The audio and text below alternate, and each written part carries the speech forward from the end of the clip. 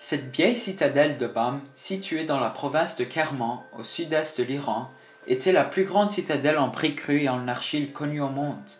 Ce chef-d'œuvre monumental s'étendait du temps de sa gloire sur plus de 6 km² et dominait en bordure de la fameuse route de la soie. La date exacte de sa construction est inconnue, mais les archéologues ont estimé son âge à plus de 2700 ans. Elle fut habitée jusqu'en 1860 avant de devenir un site touristique officiel. Malheureusement, le 26 décembre 2003 à 5h26 du matin, un tremblement de terre de magnitude 6,6 sur l'échelle de Richter survint à Bam et rasa entièrement la citadelle dans l'espace de seulement 7 minutes. Selon des témoins, les secousses produites la veille de la catastrophe le soir, ainsi que les secousses ressenties le matin même de l'accident, n'avaient pas manqué d'effrayer les habitants de la ville, à tel point que certaines personnes avaient hésité plusieurs heures avant de regagner leur domicile. Sans la persistance du froid et de la fatigue, peut-être aurait-elle hésité au-delà de ces quelques heures en évitant un bilan humain aussi lourd. L'Iran ne dispose toujours pas de statistiques précises et fiables concernant le nombre exact de morts, mais néanmoins, il semble qu'il aurait dépassé les 30 000, selon les chiffres officiels, et environ 50 000 habitants furent aussi blessés, et plus de 100 000 ont vu leur habitat s'effondrer. De plus, cette région ne bénéficiait pas des structures et d'infrastructures urbaines fondamentales appropriées. À Bam, comme dans d'autres villes du désert iranien, les habitations en briques crues, avec leurs murs lourds et leurs plafonds en forme de dôme, restaient très courantes. Ces dernières furent complètement anéanties pendant le tremblement de terre.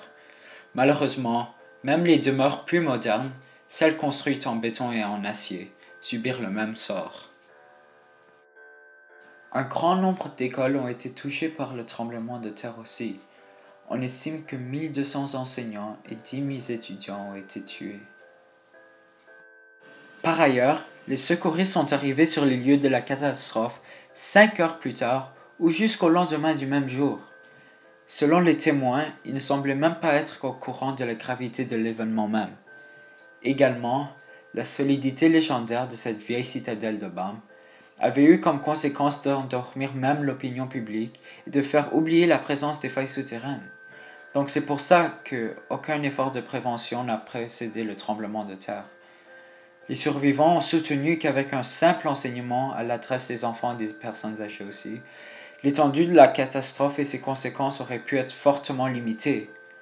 Donc fort de cette idée, de solides formations préventives sont à présent envisagées pour ces enseignants, aussi bien que pour les écoliers dans cette région, à force de prévenir cette catastrophe dans des futurs cas possibles. Après l'annonce de la catastrophe, de nombreuses organisations, organes gouvernementaux et volontaires du monde entier sont immédiatement intervenus pour soutenir ces victimes de Bam.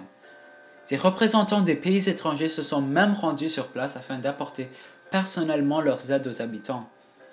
44 pays contribuèrent également à fournir de l'aide à la population en affrétant des équipements et des produits en tout genre, donc des tentes, des produits alimentaires, des médicaments et des premiers soins. En janvier 2004, l'Organisation des Nations Unies avait estimé que la reconstruction de Bam coûterait entre 700 millions et 1 milliard de dollars US. Même s'il s'est rendu compte que l'Iran serait prêt à payer pour la plupart de cette somme, il a appelé la communauté internationale à fournir de l'argent pour cette cause. L'ONU avait quand même contribué 410 millions de dollars pour cette reconstruction. De plus, près de 4 millions de dollars furent réunis en provenance des personnes. Le Croissant Rouge a réuni plus de 25 millions d'euros et le comité de secours, qui s'appelle en farsi Comité Emdad, a réuni plus de 5,7 millions d'euros. Un grand nombre de pays ont également contribué à cet effort. Le Japon avec 820 000 euros, la Corée du Sud avec 200 000 euros, l'Afghanistan avec 100 000 euros et la Chine avec 152 000 euros. Quelques pays comme l'Espagne ont aussi accordé des prêts allant jusqu'à 20 millions de dollars, mais à condition que l'Iran fasse en partie appel aux entreprises espagnoles pour la reconstruction de la ville. Le Japon a également accordé un prêt de 10 millions de dollars pour la remise en état des infrastructures souterraines comme le réseau des égouts de Bam. Quant à la France, elle a alloué 5 millions de dollars pour le rééquipement de l'hôpital de BAM, par exemple. De même, des pays comme la Suisse, la Hollande, la Turquie, l'Allemagne et le Japon ont aussi soutenu l'effort de reconstruction. Le gouverneur de la ville, Hossein Zainul Salehi, avait souligné que 4 ans après le séisme, la ville était reconstruite et ça c'est unique. Depuis son bureau qui donne sur le stade, il assure que ce n'est pas une nouvelle ville.